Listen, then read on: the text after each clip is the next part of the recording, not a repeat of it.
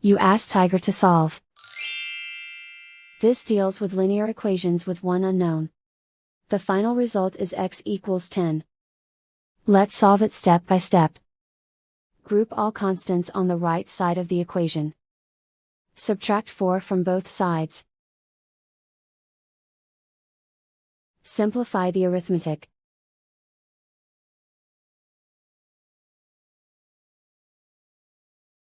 Isolate the x. Multiply both sides by inverse fraction 5/3.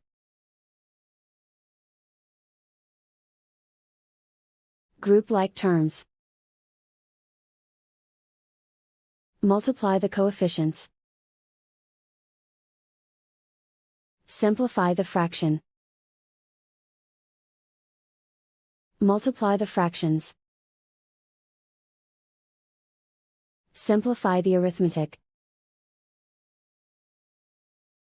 And so the final result is x equals 10.